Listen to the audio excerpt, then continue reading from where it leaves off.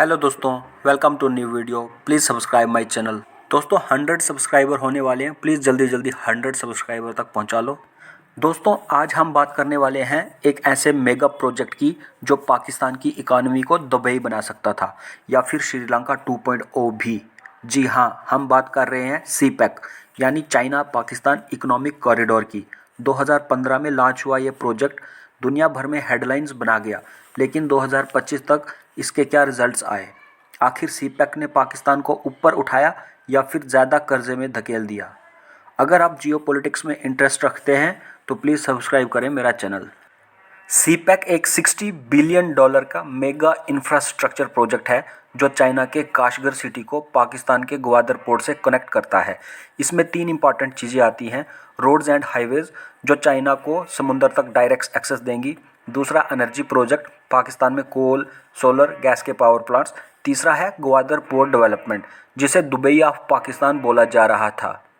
सी pack से China को फ़ायदा है कि मिडल ईस्ट ऑयल तक शॉर्टेस्ट रूट मिलेगा और साउथ एशिया में प्रेजेंस बनी रहेगी। पाकिस्तान का ये फ़ायदा है कि रोज़गार मिलेगा, इलेक्ट्रिसिटी और इंफ्रास्ट्रक्चर का विकास होगा। दोस्तों चाइना को मिडल ईस्ट तक पहुंचने के लिए 2 इंपॉर्टेंट पॉइंट से गुजरना पड़ता है। एक है मलाक्का स्ट्रेट और दूसरा है Indian ocean itself. Malacca straight जो कि सिर्फ 20 किलोमीटर वाइड है और जिसे मदर ऑफ ट्रैफिक जैम्स भी बोला जाता है। इंडियन ओशन में इंडियन नेवी बहुत अच्छे से ऑपरेट करती है। इन फ्यूचर अगर इंडिया और चाइना का कोई कन्फ्लिक्ट होता है तो इंडियन ओशन और मलक्का स्ट्रेट की वजह से बहुत रिपरकशन होगा ऑन चाइनीज़ डिमांड। इसीलिए चाइना काउंटर कर रही है एक नए रूट से जिसे कहते हैं सी पैक। ओशन रूट से चाइना को 13,000 किलोमीटर डिस्टेंस कवर करना पड़ता है और वहीं अगर सी पैक बना तो वहाँ से सिर्फ 2,000 किलोमीटर ही कवर करना पड़ेगा।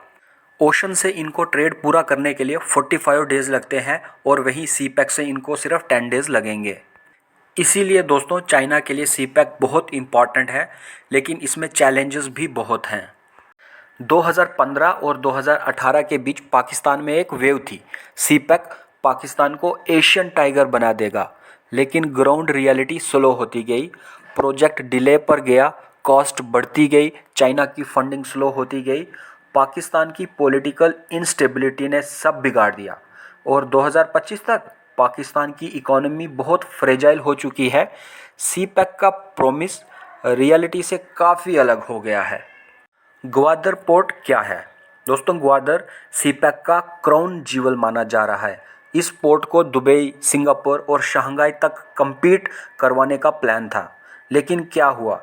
ग्वादर सिटी में अभी भी फ्रेश वाटर इशू है, पावर शॉर्टेजेस बहुत हैं, लोकल फिशरमैन के बहुत सारे प्रोटेस्ट हो रहे हैं, पोर्ट का ट्रैफिक बहुत ही लो है। चाइनीज़ कंपनीज जो हैं वो हेजिटेट कर रही हैं इन्वेस्ट करने में, लेकिन एक्सपर्ट अभी भी बोल रहे हैं Gwadar is a port waiting for business. दोस्तों क्या ये डेट ट्रैप है? सबसे बड़ा सवाल, क्या पाकिस्तान डेट ट्रैप में फंस गया है? पाकिस्तान ने पावर प्लांट्स के लिए चाइनीज़ लोन लिए जिनका इंटरेस्ट बहुत हाई था। आज पाकिस्तान हर महीने मिलियंस ऑफ डॉलर्स सिर्फ लोन रीपेमेंट में दे रहा है। पावर प्लांट्स की इलेक्ट्रिसिटी महंगी हो गई, इंडस्ट्रीज़ बंद होने लगी हैं, एक्सपोर्ट भी बहुत कम है, इकोनॉमी और गिर गई है। चाइना ने श्रीलंका को हेम्बनटोटा पोर्ट के बदले 99 ईयर लीज ली थी। लोग पूछ रहे हैं क्या ग्वादर के साथ भी ऐसा हो सकता है? दोस्तों सी पैक को पूरा करने में बहुत ही सिक्योरिटी इश्यूज आ रहे हैं। बलूचिस्तान में चाइनीज़ इंजीनियर्स और वर्कर्स पर बहुत अटैक बढ़ गए हैं। सिक्योरिटी कॉस्ट इतनी बढ़ गई कि चाइना ने कुछ प्रोजेक्ट्स स्लो कर दिए हैं। चाइना को तो बिजनेस चाहिए, लेकिन पाकिस्तान सिक्योरिटी नहीं दे पा रहा है। इस वजह से सी पैक का सेकेंड फेज़ ऑलमोस्ट रुक सा गया है। दोस्तों इंडिया एंड ग्लोबल जियोपॉलिटिक्स समझते हैं। इंडिया सी पैक का अपोज करता है क्योंकि ये पाकिस्तान ऑक्युपाइड कश्मीर से गुजरता है। इंडिया के लिए ये सॉवरेनिटी का इशू है। दूसरी तरफ यूएसए को CPEC Belt and Road Initiative का हिस्सा दिखता है, जिससे चाइना ग्लोबल पावर बन रहा है। तो जियोपॉलिटिक्स भी सी पैक को डायरेक्टली इम्पैक्ट करता है। दोस्तों 2025 में क्या सिचुएशन है, विन और लॉस? आज 2025 में सी पैक के कुछ बेनिफिट्स भी मिले हैं। रोड्स बेटर हुई हैं, कुछ इलेक्ट्रिसिटी प्रोजेक्ट्स भी चल रहे हैं, ट्रेड रूट्स ओपन हुए हैं, लेकिन पाकिस्तान कर्जे की वजह से बहुत प्रेशर में है।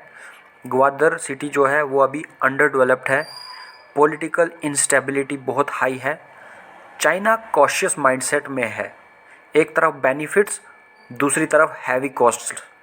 एक्सपर्ट्स के हिसाब से सीपेक अभी एक मिक्स्ड बैग है, ना टोटल सक्सेस ना टोटल फेलियर। दोस्तों, पाकिस्तान के farmer prime minister Imran Khan ने 2020 में कहा था कि हम सीपेक को किसी भी हाल में पूरा करेंगे, लेकिन उन्होंने बताया कि ये प्रोजेक्ट 90% चाइना को फ़ायदा देगा और ट्रांसपेरेंसी पर भी क्वेश्चन उठाए थे। वो कॉन्ट्रैक्ट को लेके एग्रीमेंट करना चाहते थे ताकि ट्रांसपेरेंसी बनी रहे। ईरान सीपेक में शामिल होना चाहता है। ईरान के लिए सीपेक एक स्ट्रेटेजिक अपॉर्चुनिटी है। ईरान चाहता है कि सीपेक INSTC यानी international north south transit corridor से जुड़ा हो। इस तरह सीपेक सिर्फ पाकिस्तान में नहीं रहेगा, बल्कि ईरान के ज़रिए रशिया और यूरोप तक भी कनेक्टिविटी हो सकती है। इंडियन पीएम नरेंद्र मोदी का सीपेक को लेकर स्टांस डिफेंसिव और स्ट्रेटेजिक है। उनका प्राइमरी कंसर्न इंडिया की टेरिटोरियल इंटीग्रिटी और सॉवरेंटी है। वो कनेक्टिविटी के कंसेप्ट में विश्वास रखते हैं, लेकिन उनका आइडियल मॉडल वो है जो म्यूचुअल रेस्पेक्ट और ट्रांसपेरेंसी पर बेस्ड हो। 2025 SCO समिट यानी शंघाई कोऑपरेशन ऑर्गेनाइजेशन में मोदी ने फिर से सॉवरेंटी इन कनेक्टिविटी पर जोर दिया था। सीपेक उनके लिए एक जियोपॉलिटिकल चैलेंज भी है, क्योंकि इस कॉरिडोर का एक हिस्सा इंडिया के दावे वाले कश्मीर में है और उसके ज़रिए चाइना का स्ट्रेटेजिक रीच बढ़ सकता है। नरेंद्र मोदी जी ने भी चबाहर पोर्ट और नॉर्थ साउथ कॉरिडोर को प्रोमोट किया है। तो दोस्तों, ये थी आज की video CPEC China Pakistan economic corridor. आपको ऐसे ही हॉट टॉपिक्स पर वीडियो मिलती रहेंगे, तो प्लीज़ सब्सक्राइब करें मेरा channel CRER official. Like, comment और शेयर भी करो, but please subscribe my channel.